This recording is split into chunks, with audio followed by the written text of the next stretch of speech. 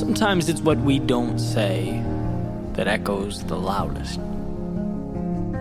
What we don't do that has the greatest consequences. Where we don't go that ultimately gets us lost. I remember as a teenager applying to college. I was working on the admissions essay. I was brainstorming with my grandmother, talking over possible topics and approaches. And she read me this quote that's sometimes attributed to Mark Twain, but that's beside the point. The quote states, 20 years from now, you'll be more disappointed by the things you didn't do than by the ones you did do. So throw off the bow lines, sail away from the safe harbor. Catch the trade winds in your sails, explore, dream, discover. And I thought this was the perfect bridge to the next chapter in my life. The latest horizon, the newest adventure. I thought it was incredible, and it was. It was exactly what I needed, and so on to that next adventure I went. But here's the thing. As life unfolded, this equation somehow transformed from exploration and dreaming and discovery into the question, well, what am I supposed to do? Somehow, without my paying attention, life turned into a checklist, a question I couldn't get wrong, a test I needed to make sure I didn't fail. It's amazing how quickly we forget the infinite breadth of life because we're focusing on the dotted line before us, the one we're supposed to walk. Sometimes we're so fixated on what the expectation is that we don't ask ourselves where these expectations are coming from. Who is so significant and wise that they know what's best for you to a greater extent than you do? See how that's an important question, and also one you can lose in your periphery as you follow that dotted line before you. When you have a destination in mind, hopes, dreams, ambitions, well, that's an adventure. When someone else has a destination in mind for you, whether this authority is imaginary or not, that's obedience. And sometimes the greatest disservice we can do to ourselves is to not stop and think, to not stop and ask ourselves where we're going and why.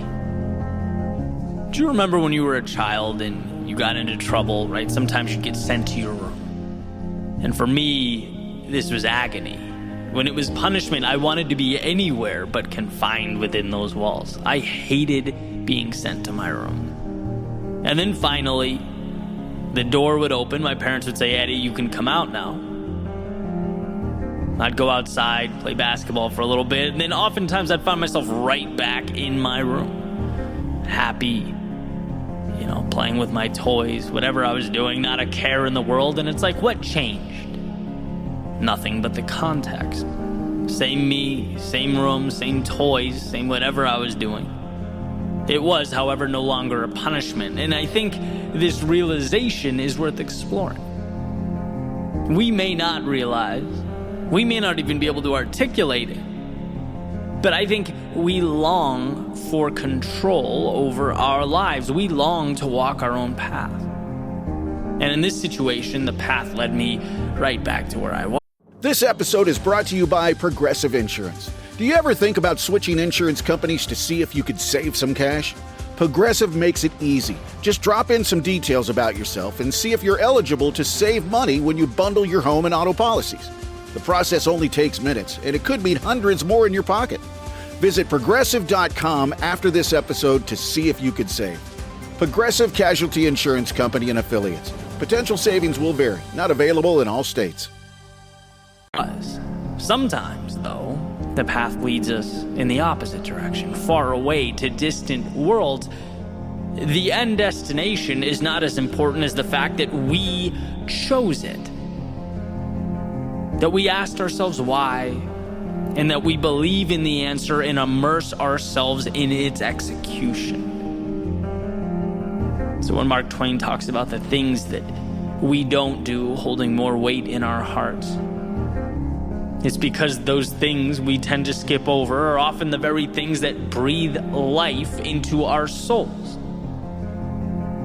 We'll go to school to get good grades, to get a 9-to-5, to get a promotion, to get a mortgage on a home. But the audacity to open that photography studio, the nerve to think you could rent a van and travel the country, the delusion to think you could start that routine that will get you in the physical shape you've always dreamed of.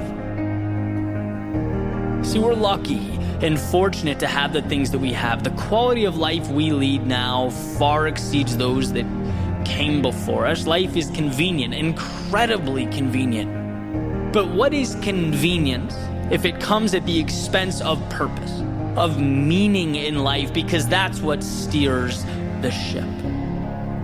A crisis of meaning ultimately mitigates everything else. There is no exploration without meaning. And without exploration, tomorrow becomes a repetition of today, not an evolution of today. And what's incredible, truly incredible, is that our purpose can be rediscovered, our paths redefined.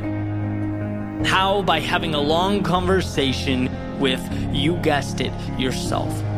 By putting the phone in another room, by disconnecting the Wi-Fi and spending time with you.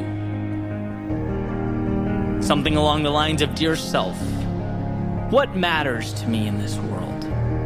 Where am I going right now? Is where I'm going right now aligned with what matters to me in this world? And sometimes the answer is yes, sometimes no. Great, but what we have now is a foundation to work off of. An awareness that should be celebrated, that you created. It's so easy to walk through life and never have that conversation. It's so easy to sleepwalk to the tune of someone else's song, the beat of other people's drums. But when you open your eyes, you see the correlation between your thoughts and your actions and your reality.